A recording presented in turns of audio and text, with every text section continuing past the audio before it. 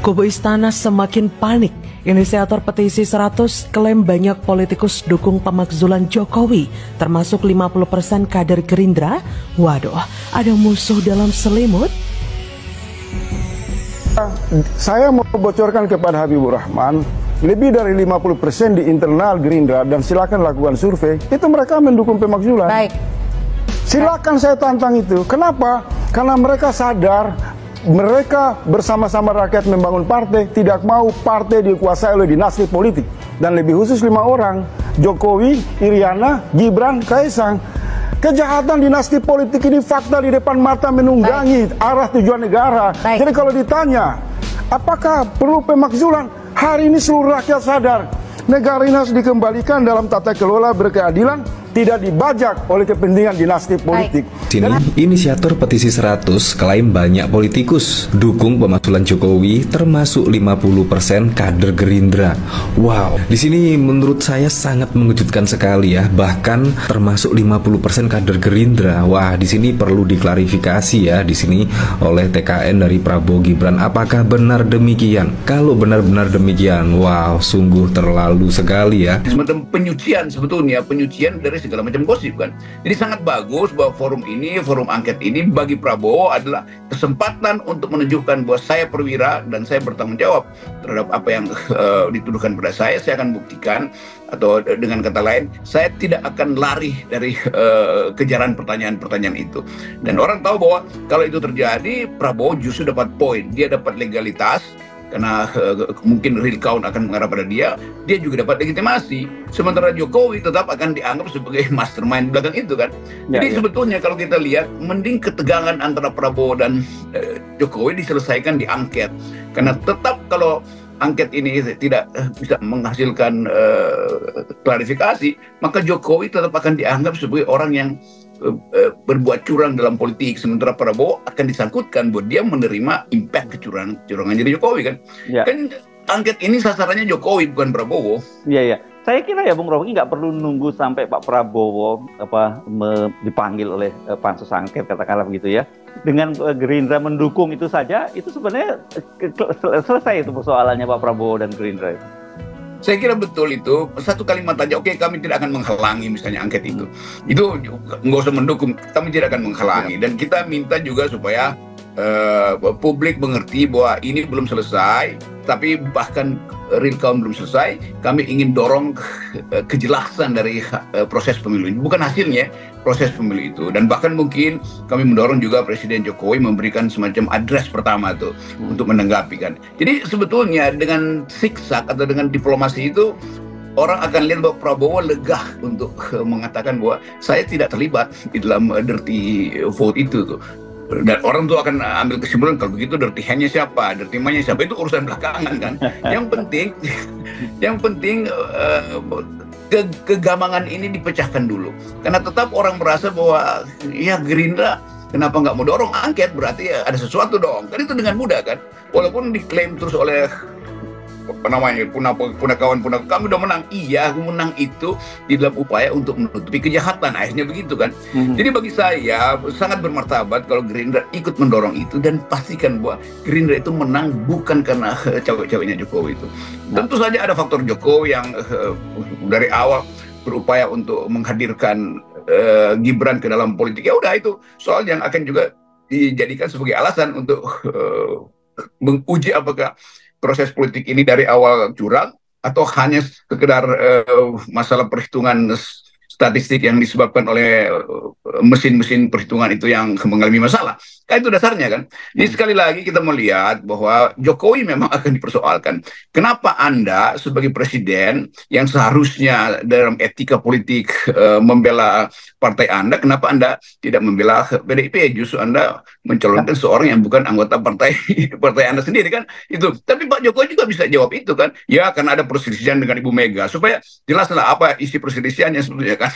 Nah, kita mau sebetulnya ini skenario ini dibuka aja, karena publik juga tahu bahwa latar belakang itu karena persoalan pribadi antara Megawati dan Jokowi. Jadi jangan persoalan pribadi Megawati dan Jokowi berimpact pada presiden baru, yaitu Prabowo nanti. Ya, oke. Nah, Ini saya kemarin ini menyimak ya pidatonya Pak Prabowo dalam forum di Bank Mandiri ya, dan di situ beliau menggunakan bahasa Inggris kan begitu ya, dan tapi intinya pernyataannya Pak Prabowo itu adalah bahwa dia mengakui bahwa demokrasi Indonesia itu melelahkan, berantakan dan juga sangat mahal. Saya kemudian merenung, apakah ini semacam proses semacam penyadaran gitu dari Pak Prabowo bahwa ada sesuatu yang salah. Jadi maksud saya mungkin diam-diam gitu ya, dengan saya ingin mengkonfirmasi pengenalan Anda terhadap watak demokrasi dari Prabowo ya. Apakah itu juga semacam mulai dia di dalam saat merenung sendirian, kemudian dia merenungkan kembali, bukan ini sebenarnya jalan demokrasi yang gue inginkan lah kira-kira. Saya kira iya tuh, sepekenalan saya kalau saya bercakap-cakap dengan Pak Prabowo itu ada semacam ada dua bahasa pada beliau tuh. Satu adalah memastikan bahwa yang dia ucapkan itu datang dari kejujuran tuh. Dan yang kedua, dia ingin supaya pengetahuan dia tentang demokrasi itu dimengerti oleh publik. Kan tetap Pak Prabowo ingin jadi tokoh demokrasi di Asia tuh. Dan diam-diam sebetulnya ada persaingan antara Prabowo dan Anwar Ibrahim. Siapa yang akan jadi tokoh Asia sebetulnya? Dan persaingan itu dulu persaingan antara Soeharto dengan Mahathir Muhammad itu kan. Soeharto dengan Lim Kuan Yew sebetulnya tuh yang sering diterangkan bahwa ini jenis otoritarian Asia itu. Nah sekarang Asia terbuka dan demokrasi tumbuh di Malaysia dan figurisasi itu tiba pada Anwar Ibrahim. Tentu kita ingin ada juga tokoh dari kita yang dari Indonesia yang bisa jadi tokoh Asia tuh. Nah satu-satunya yang ada di depan mata kita ya Prabowo. Sebelum 2029 ada figur lain, AHY mungkin. Tetapi hanya ada Prabowo di situ. Kan nggak mungkin Jokowi menjadi tokoh sekaliber Anwar Ibrahim kan. Prabowo mampu punya kaliber itu. Nah itu saya kira konteksnya kenapa Prabowo bicara di forum internasional dan mengatakan bahwa oke, masih ada problem dengan demokrasi kita. Jadi kita harus perbaiki itu. Kira-kira itu pesannya. Nah saya kira hal yang semacam itu yang pesan bahwa ada watak Prabowo untuk kembali memuliakan demokrasi. Karena bagaimanapun dia pernah belajar demokrasi di negeri Barat. Bapaknya adalah seorang demokrat karena memulai karir politiknya di awal-awal kemerdekaan kita tuh. Dan sekali lagi kita membayangkan bahwa refleksi mungkin kalau saya simpulkan secara singkat, Pak Prabowo merasa udah jadi presiden. Dan itu artinya dia mulai memikirkan beban dia tuh berat betul kan.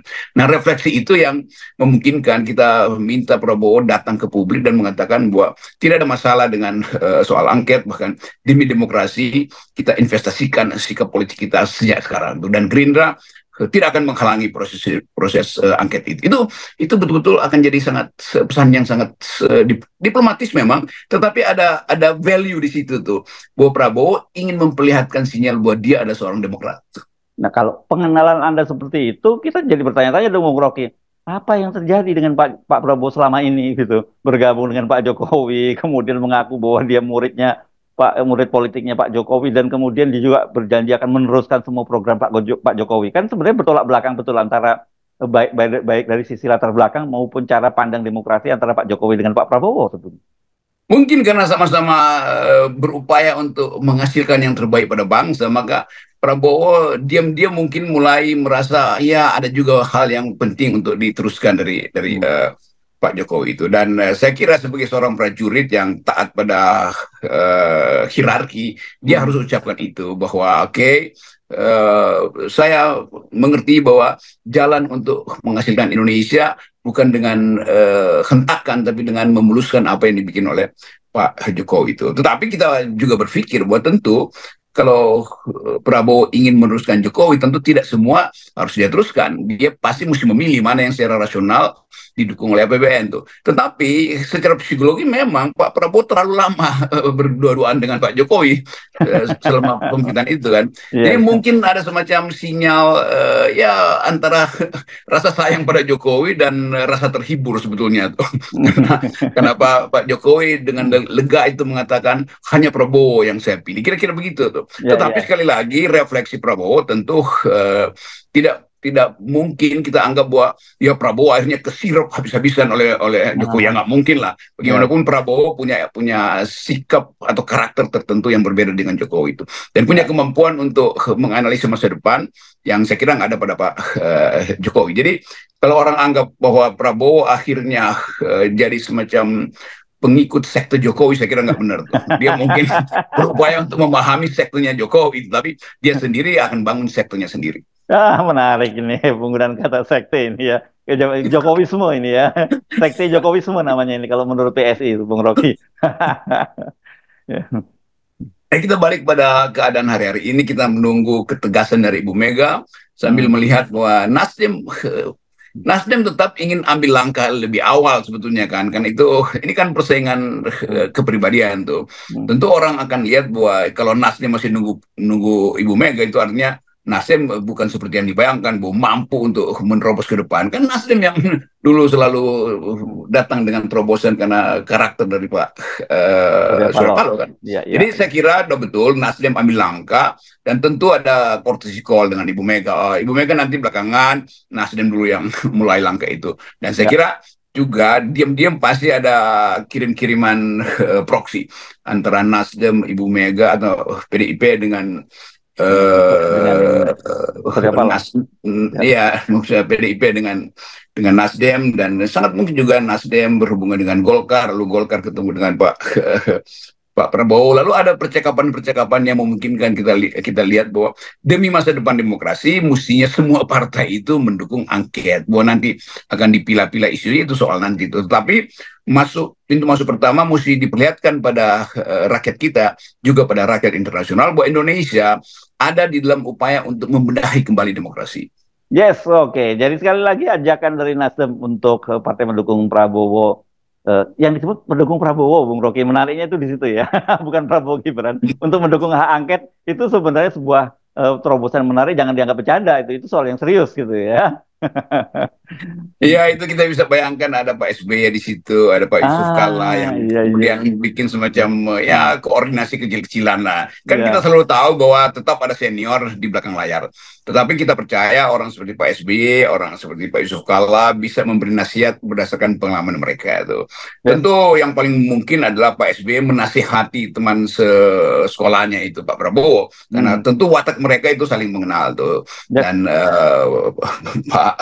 Pak Surya Paloh akan dinasihati misalnya oleh Pak Yusuf Kalla itu kan. Tetap kita perlu semacam wisdom dari mereka yang pernah masuk secara terlibat langsung dalam politik Indonesia, terutama SBY dan Yusuf Kalla.